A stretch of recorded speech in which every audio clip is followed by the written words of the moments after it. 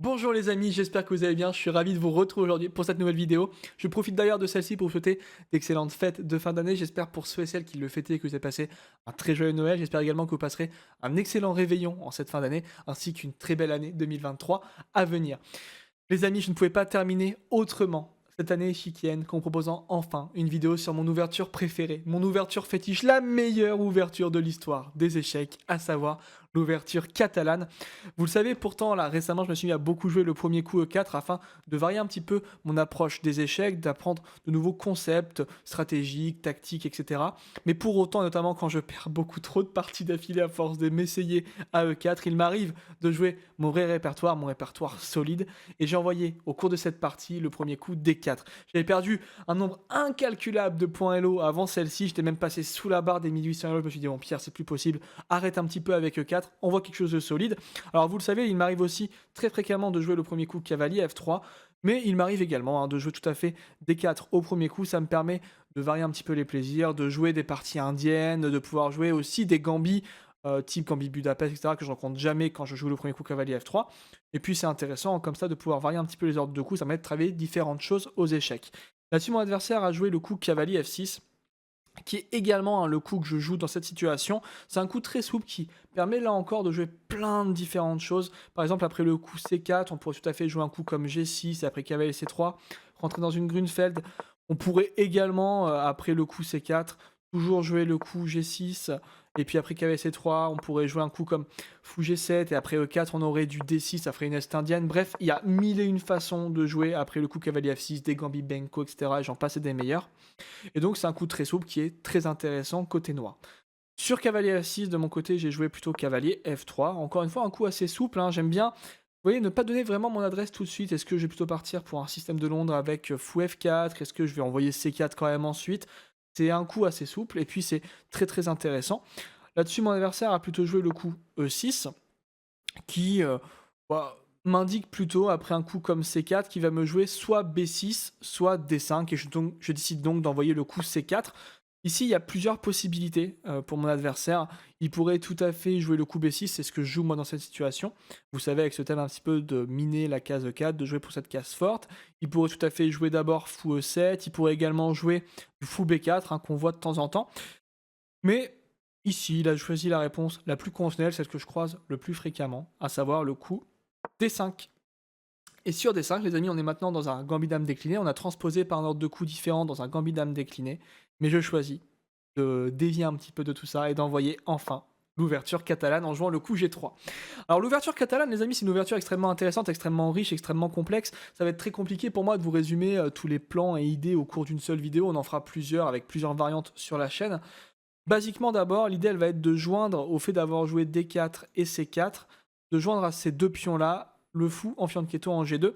Ainsi, si un jour cette diagonale venait à s'ouvrir, pardon celle-ci, excusez-moi, qu'on va faire la flèche bien droite quand même, si cette diagonale venait à s'ouvrir, le fou jouirait d'une activité absolument folle sur une très très belle diagonale. C'est une ouverture dans laquelle vous allez souvent donner un pion, parfois même une qualité, au prix d'une activité absolument démesurée avec beaucoup de dynamisme. C'est quelque chose d'extrêmement intéressant à jouer, d'extrêmement riche à jouer. Ça vous demandera pas mal de travail si vous voulez vous y mettre vous aussi, mais vous allez voir, ça laisse place parfois à des parties absolument somptueuses. Ici, mon adversaire a joué le coup fou E7, qui est la réponse assez classique, hein, celle qu'on croise le plus fréquemment ici. À noter également que parfois je rencontre aussi ce fianchetto, mais ça fera l'objet d'une autre vidéo. Ici, j'ai joué donc fou G2 tranquillement, il y a eu petit roc, petit roc.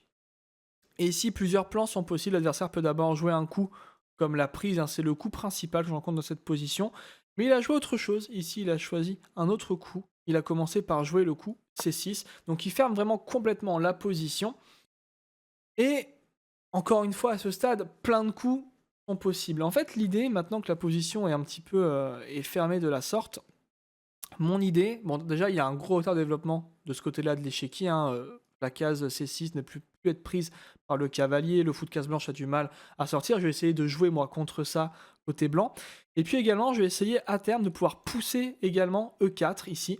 Ça me permettrait de miner encore une fois le centre, parce qu'une fois que ce centre saute, derrière j'ai mon fou de case blanche, la meilleure pièce de mon côté de l'échiquier, qui peut rayonner et complètement jouer d'une diagonale absolument démentielle. Donc ici, je commence à me placer, je joue cavalier BD2. C'est un coup utile, hein, si jamais il décide de prendre a posteriori, je pourrais reprendre du cavalier et puis je peux également pousser E4. Après, ça me permet d'appuyer à terme cette poussée E4 par le cavalier. L'adversaire ici a joué le coup Dame C7 que je rencontre assez peu fréquemment dans cette position. Je vois plutôt souvent des coups comme B6 qui vont permettre de mettre le fou ensuite à terme soit en B7, soit même parfois en A6, ou alors plutôt du cavalier BD7. Donc Dame C7 était assez surprenant dans cette position. Ici, j'ai choisi le coup B3 qui me permet de mettre mon fou en fianchetto directement en B2 derrière, afin de développer encore une pièce sur l'échiquier. Parce que vous voyez que de toute façon, mon fou, cette diagonale n'a malheureusement pas beaucoup d'avenir à cause du cavalier qui est venu en D2. Après B3, mon adversaire a joué cavalier BD7, donc jusque-là, un coup assez logique. Ici, plusieurs coups possibles de mon côté. J'ai hésité entre Dame C2. Encore une fois, vous voyez, l'idée, hein, elle va être de pouvoir pousser un jour E4, de pouvoir appuyer cette poussée en E4. Et puis j'hésitais également avec le coup que j'ai choisi dans la partie, fou B2. J'ai joué B3 pour ça. Ça permet d'enfin développer mon fou et c'est un coup très utile dans cette position. Après B2, l'adversaire a choisi le coup A6. A6 que j'ai un petit peu de mal à expliquer. Franchement, c'est un coup pas facile. Je trouve que A5 a plus de sens déjà. Ouais, un coup pas très logique. Je m'attendais plutôt à A5 ou alors à B6, encore une fois, avec cette idée de pouvoir développer le fou. Bon bah A6, pourquoi pas.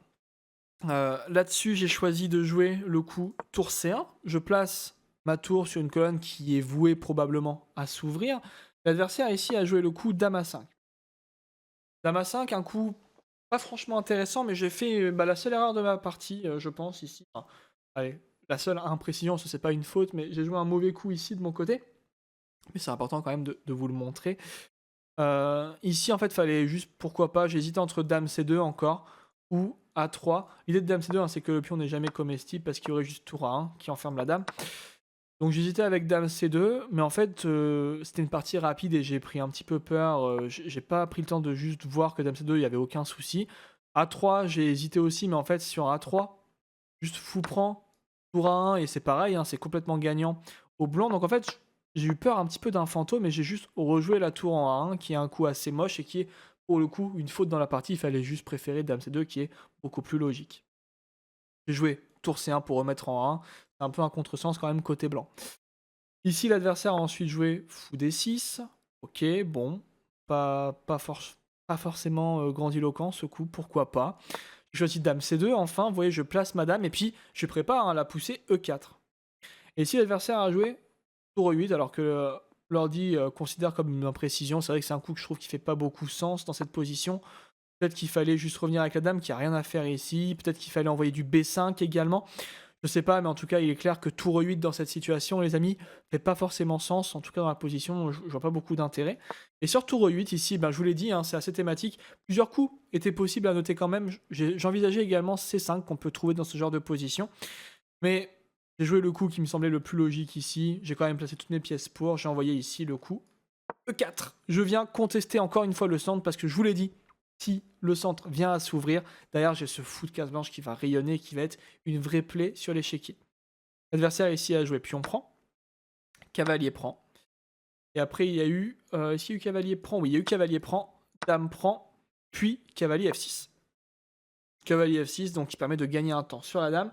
Et ici j'ai pris une décision qui est assez contestable, je pense. Il y a eu 2 imprécisions pour tout vous dire dans la partie, sinon j'ai joué vraiment que des bons coups. Mais il y a eu ce tour A1 qui franchement est pas un excellent coup. Et il y a eu ce deuxième coup ici juste maintenant. Je pense que là il fallait juste peut-être jouer du dame E3 tranquillou ou alors même du dame C2, hein, pourquoi pas revenir tranquillement. Mais j'ai choisi une autre option, j'ai choisi un truc un peu plus agressif en me disant que pourquoi pas ça pouvait laisser place à des trucs assez rigolos. J'ai joué ici dame H4. Et dame H4, bon, qui est pas franchement le coup le plus intéressant de l'histoire de l'univers, n'est-ce pas? Qui fait pas grand chose en fait, la dame elle fait pas grand chose ici malheureusement, donc je me suis dit que ça mettait un premier vis-à-vis sur le roi noir. Vous savez, je suis un joueur d'attaque, donc j'aime bien quand même pouvoir instaurer une petite pression comme ça. Mais c'est un coup qui fait pas beaucoup sens. Ici, il fallait jouer juste plutôt un tranquille dame C2 ou dame E3. Je me suis dit qu'après, j'aurais éventuellement des thèmes. Cavalier G5 avec du D5, etc. Bref, pourquoi pas, mais ça fait pas beaucoup sens quand même dans cette position. malgré tout, je conserve un bel avantage ici. Je suis quasiment à +1 avec les pièces blanches. L'adversaire là-dessus a joué dame H5. Dame H5 qui également, était un des coups, hein, recommandés par l'ordi ici, mais que je trouvais au cours de la partie, j'avais vu ce coup, je trouvais qu'il faisait pas beaucoup sens. Je m'étais dit, si je fais dame prend, derrière il y a du cavalier prend et derrière j'aurais éventuellement du cavalier E5 qui est très thématique dans l'ouverture catalane, qui permet derrière, vous voyez, d'instaurer une pression déjà sur C6 par exemple. Bref, des coups assez intéressants qui seraient en plus libérateurs de mon fou en G2. Donc je craignais pas trop dame H5 et là-dessus juste j'ai pris. Je me suis dit: «OK, ton cavalier maintenant, il est au bord». Il est pas franchement très intéressant. Et donc j'en profite pour m'installer tranquillement. Je joue cavalier E5. Cavalier E5, hein, encore une fois, un coup très thématique dans cette ouverture. Alors d'abord, je me dis que sur fou prend, je fais pion prend ici. Je pourrais ensuite jouer F4 et que j'ai une position absolument éclatante. J'ai mes deux fous qui vont rayonner sur l'ensemble de l'échiquier. C'est complètement fou comme pose ici. Lui, il a beaucoup de mal à se développer. Il a ce fou qui est encore une vraie pièce vraiment en l'air, hein. Enfin, il sert à rien, quoi. Les tours sont même pas en liaison. Fou D7, ça donne vraiment pas envie. Il y aurait tout de suite du tour D1, etc. Moi, ça va être très facile à jouer côté blanc. Et donc, je craignais pas vraiment la prise ici.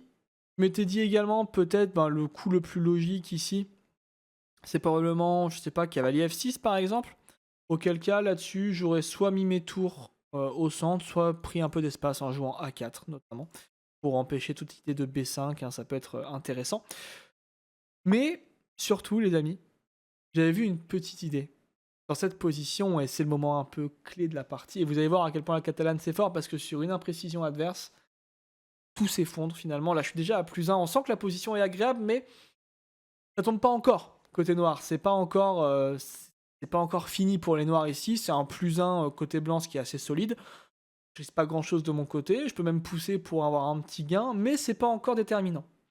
Mais ici, j'avais vu une idée que je trouvais très intéressante, et l'adversaire, malheureusement pour lui, a joué un coup qui est une vraie faute. Il a joué cavalier F... Enfin, il a joué cavalier F6. Il a joué F6, pardon, n'importe quoi. L'adversaire a joué F6. Et là-dessus, je vous laisse mettre la vidéo sur pause pour ceux qui veulent trouver le coup qui gagne instantanément avec les blancs dans cette position. Ici, les amis, j'ai joué sans broncher directement. Cavalier prend C6, c'était mon idée sur la petite erreur provoquée F6. Cavalier prend C6 qui est un coup extrêmement fort ici, gagne un pion. Alors, il peut reprendre ici, ça va être la partie et ça donne une position écrasante. Derrière, j'ai fou prend, je vais pouvoir gagner une des deux tours. Bref, ça va être absolument démentiel. Ici, il fallait accepter la perte du pion de son côté et jouer un coup comme A5 par exemple. Mais ça fait vraiment pas envie. Derrière, je prends vraiment beaucoup d'espace. J'ai déjà du C5 par exemple. Ça a l'air très très compliqué pour mon adversaire. Et donc, c'est très dur ici pour lui. C'est pas la partie, hein, malheureusement.